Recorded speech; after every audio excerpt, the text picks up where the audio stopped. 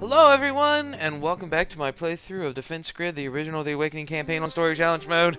These are getting longer, and I'm going to have to start cutting them into two parts if I keep having extremely long intros. So let's get straight into it.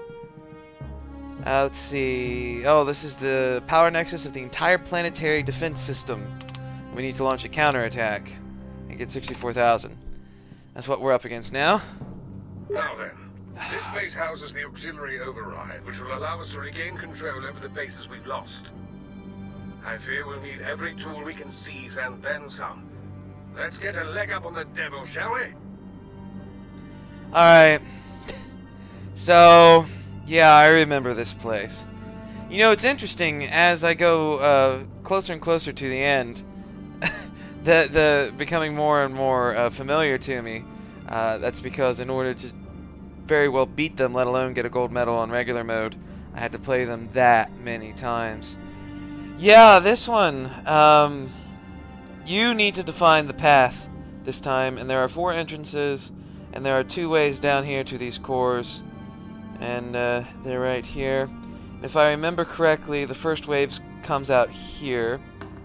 Well guys, this turned out to be another one of those missions that just took so many tries I couldn't bear to repeat myself as many times as I did, so this is going to be another post-commentary.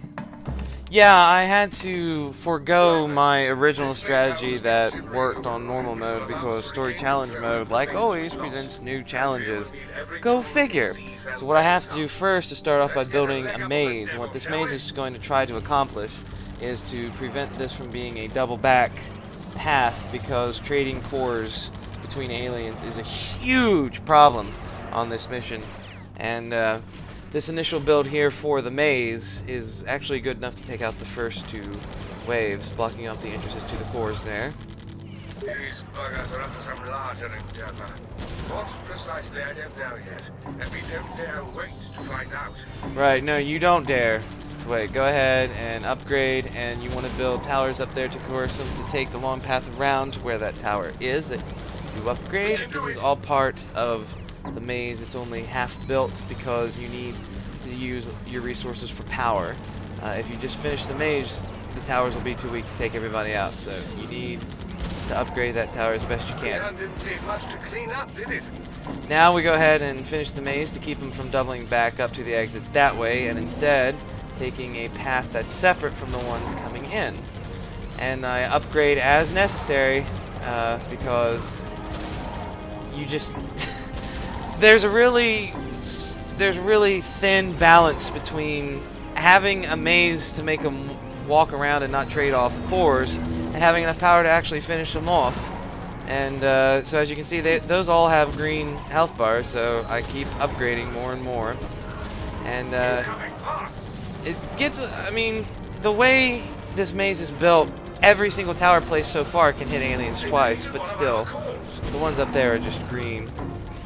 And besides, I'm going to turn these ones down here at the bottom into a cluster, as you'll see here. Since resources are slim between having to build the towers and having to upgrade them to have enough power, I go ahead and build a command tower as soon as possible. And then I just continue to upgrade down around it so that most things killed will be within range of the command tower, because I don't have enough resources to upgrade it. I have to keep upgrading my towers to make sure that they kill everything. You need lots and lots and lots of power. Every single thing right from the get-go has a ton of HP. And what have I said before? Well, instead of having to build more towers, just build one temporal tower around the ones you've already got built. And they become just that much more exponentially powerful. And right now, I don't want to upgrade. And I notice here that they're kind of getting into groups, so I built a meteor. That would actually be a good place for a concussion tower as well. But since the meteor can shoot us to going up the ramps, down the ramps, and down where the cores are even, I went ahead and went with the meteor. We got more groups coming, and the temporal helps group ones that aren't in groups together, which is always nice. And the meteor just starts going to work. Now that I feel a little comfortable with the HP, they're in the yellow before they get down there, I go ahead and spend some on the temporal. The extra range for both it and the command tower are very helpful. Now I realize I don't have any cannons for the big guys, so now it's time to build them. Up top there, they can actually shoot down below very effectively, and of course having one there to finish off anybody carrying the cores away is always pleasant. So I go ahead and upgrade the temporal and the command tower the rest of the way. So now I'll get more and more money. Stealth isn't really a big issue, as you can see. For the most part, the towers will be next to the aliens will be next to the towers along the path there. I go ahead and upgrade the cannon because I noticed neither turtle has been destroyed yet. And here's another cannon. Again, its placement is that it can shoot things going down and up the ramps, and it's actually a very good placement of the cannons, just because their range really makes them good for shooting things between levels of height, not just at a distance. And I go ahead and upgrade him. I'm keeping up with the waves. As the waves come, the aliens get tougher, and of course I noticed the groups there, so I went ahead and upgraded the medium tower the rest of the way. Now things are looking pretty good. I'm very happy at this point because pretty much if anything gets too edgy, then I can just upgrade what I already have, and there's a couple more places to build to make sure that I finish guys off as well. And yeah, just to keep up with the HP bars being green there, I figure I need to go ahead and upgrade those towers as well. As you can see, their range makes it to where they just about all of them can shoot as they're going up the central path there. When you look at the fails, you see that this was not the original build I had planned at all. Alright, here we're going to go ahead and make the ones coming out there take the longer path. Even though I did build a meteor, it's best to keep them separated like that so the towers don't have so many to deal with at once. As a matter of fact, right there, it seems to just group them together, didn't it? Kind of backfired on me. That was originally to keep them separated. Alright, so I'm a little worried about things coming in.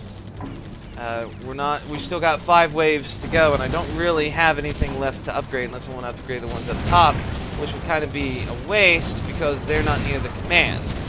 Which I want everything dead to be within the range of the command tower, so I place more towers up the central path there to do a little extra damage.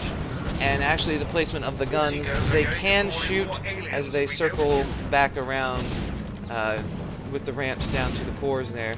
Of course the cannons back there, they can shoot just about everything at that central point as long as it's not at the very top towards the exit.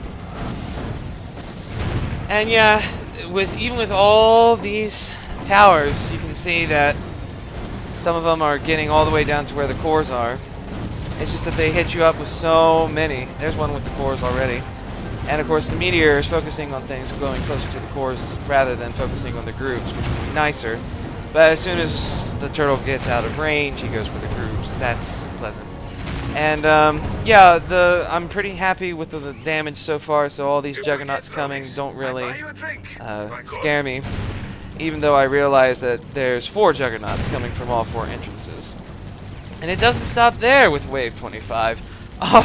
Oh no, they didn't stop there. Yeah, that's right, you see that? 4 rumblers up there on the radar. Guess what? 1 from each entrance. So I realized I didn't have that cannon upgraded. I figured, well, since they're going to throw this many bosses at me, might as well go ahead and upgrade him. But the juggernauts stand no chance. Of course, rumblers, being as fast as they are going to get a little bit further. And they take some of the fight off the juggernaut, but they don't get past that last final cluster. The center of their assault's right on top of an old base. Now that we have the auxiliary override, we can take the fight to them. That's right, and this is probably the best way to handle the mission because it separates the ones coming in and the ones going out with the cores, because they'll trade and then you're screwed. As one dies, another one will pick them up. It's you'll see. From that for a long time. So you see, I had 77, 647, and I needed 64,000. So yeah, we had plenty to spare there. 13,500 is pretty good, and so that's how I would suggest handling this mission. And it took several tries, so enjoy the fails that are to follow this. See you at mission 18.